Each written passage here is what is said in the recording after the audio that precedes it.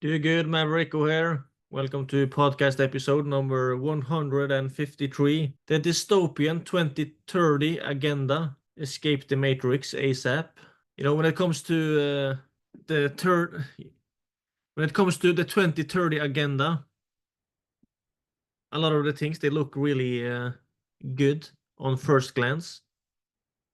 But as you kind of look more and more into it, it's actually very dystopian. Let me just, for those of you watching, let me share my screen. Just take a look at their website.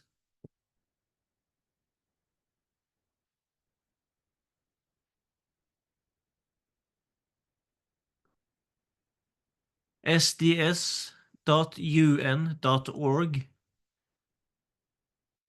United Nations.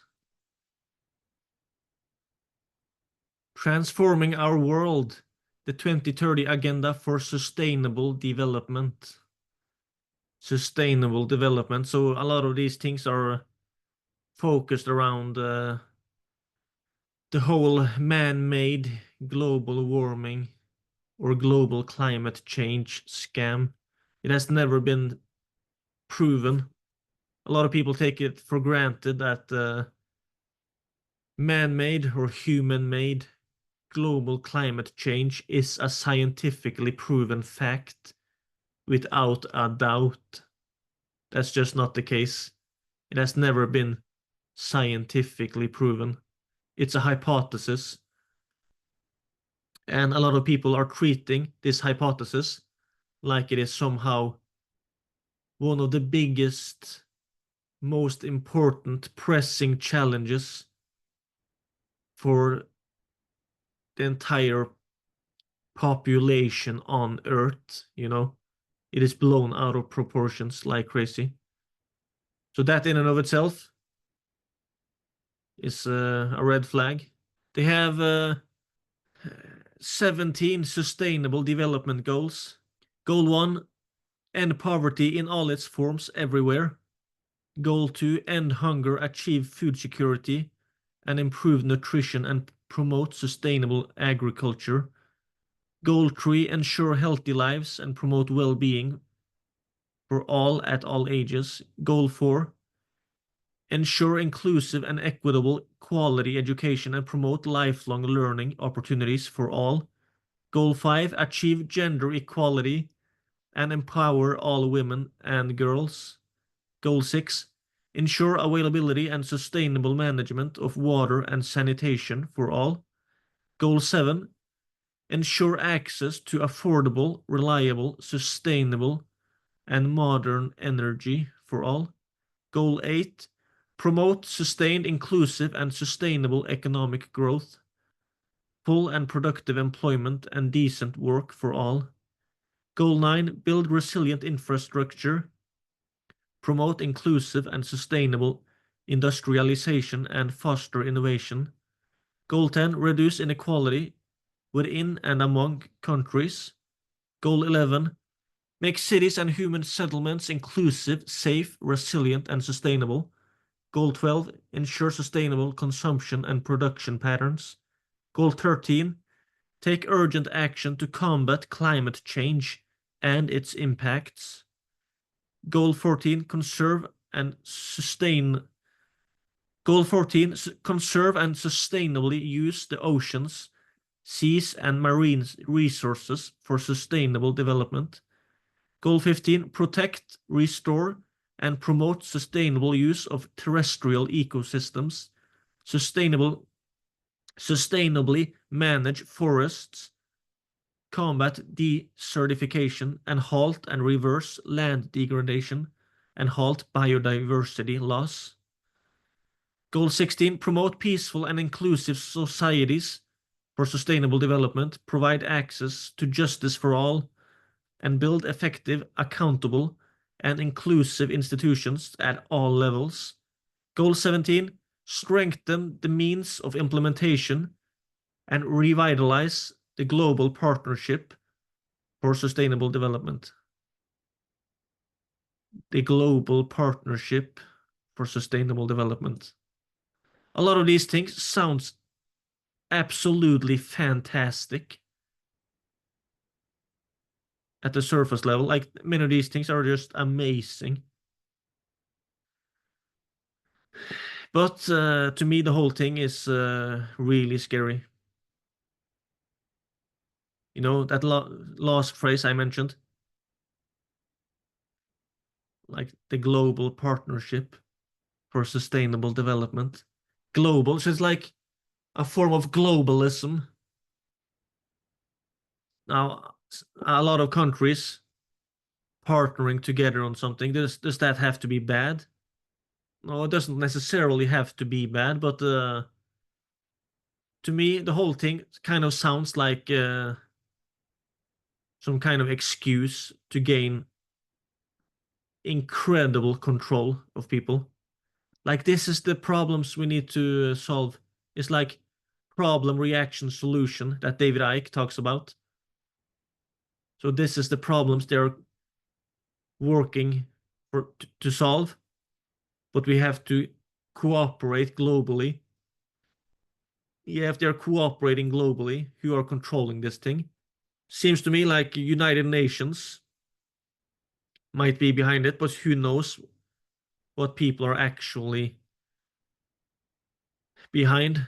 But yeah, I think there I think it's promoted as a utopia, but if they actually got all the power they wanted to try to get this thing through, I think it would be ending up with a massive dystopia instead. I saw this book cover or book on Amazon. I have not read it, but the title is From 1984 Orwell to 2030 Agenda Towards a Dystopian Society by R.C. Balder. If you have not read 1984 by George Orwell, I highly advise you to do so, or to listen through the audiobook. It is basically a book about an imagined dystopian future with incredible government surveillance and lack of freedom for people, amongst a lot of other things. It's crazy. It is where the phrase "Big Brother is watching you" comes from. That book, 1984 by George Orwell, and Brave New World by Aldous Huxley. Those two books, I seriously recommend you to read or listen through, because a lot of the things that are going on these days, people are gobbling it up. Like, it's, oh, that's a great idea, let's do it. They're not actually thinking through the consequences, because they have never been in a situation where what they're asked to do leads to something bad, because they're not thinking about all the ramifications of those things being implemented. But if you read those two books, you will be presented with an imaginary scenario, a bunch of imaginary scenarios where increased government control or extreme government control and surveillance and lack of freedom is leading to disastrous results, and how an imagined or promoted utopia oftentimes ends up with the opposite, a dystopia. So yeah, that's just some of my thoughts about the 2030 agenda. I'm not really I'm not really studied this thing in depth on every single point, you know. I've heard about it for years now. And the thing is, I think just a few years from now, the 2030 agenda was a kind of a conspiracy theory. It was, yeah, I think this was one of the conspiracy theories out there. just talk about something like that was whacked out. Now it is promoted out in the open. I've seen yeah, a bunch of content about the 2030 agenda where people are talking about what a lot of the consequences might be. And it's yeah, dystopian stuff. So yeah, I'm not really going to go more into it than that when it comes to the actual 2030 agenda. I'm not going to go more into it than that. Now I've kind of briefly explained it, but yeah, it is one of those things that looks great on paper and in theory, kind of like communism or socialism, I guess. On paper, there's just so many great things about it. But when you actually put it into practice, it leads to epically horrible disasters. You have the Soviet Union, you have communist China. Yeah, but China are doing great. It can look that way, but have you looked into their history? What happened? How many tens of millions of people have been murdered in a bunch of different communist regimes, And, conspiracy theory. I forgot exactly, but I'm pretty sure this whole 2030 agenda was considered a conspiracy theory just a few years ago. I forgot exactly because there's been so many things that were considered conspiracy theories that turned out to be true. So yeah, but isn't this a conspiracy? The goals, most of the goals for the 2030 agenda seems to be great ones when you look at it on the surface. But isn't it a conspiracy where a lot of countries are conspiring to try to solve those goals on a global scale together? And if they are conspiring to do it together, who are going to be in control at the power? Yeah, a lot of things that goes into that, but yeah, who knows what the ramifications would be. So yeah, that's just one of the things going on these days, the 2030 agenda. Escape the matrix. Maybe it's time to escape the matrix. And it's 9 to 5 rat race ASAP. So in case you find yourself in the middle of some kind of future craziness, you'll be in a better position to escape it. When you look back in history, a lot of the people that were affected by many crazy things were oftentimes normal people, so to speak, people trapped inside the normal blueprint or the matrix or what you would call it. They were not the only ones affected. But looking at it, it seems like they were kind of a lot more vulnerable to many things compared to others. Let's say, for example, if you have a job as an employee as your one and only source of income,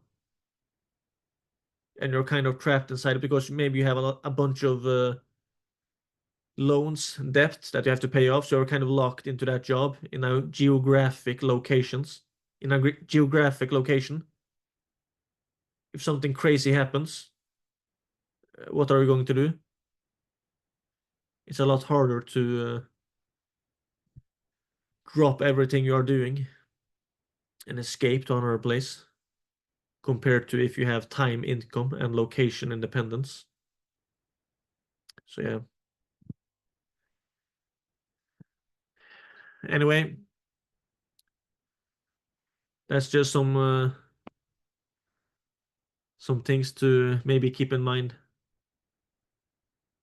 And when it comes to escaping the matrix or the 9 to 5 rat race or what you want to call it, there's a bunch of options out there, and I'm not an expert at this.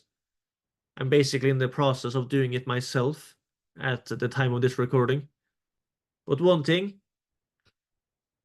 option I really find fascinating is running an online paid community.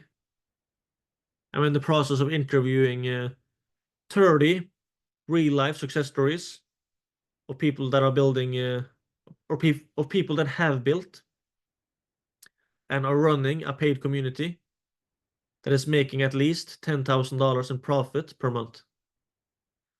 At the time of this recording, I've not interviewed all 30 yet, but I've interviewed a bunch of them, and it has been absolutely fascinating how fast many of them were doing it and how little time a lot of them are using per week to manage and run it, and the kind of lifestyle it can provide you with. Imagine if you were making somewhere in between 5 to 6 figures in profit per month by running your own paid community, and you also had a bunch of free time. Pretty fascinating. Just think about it. What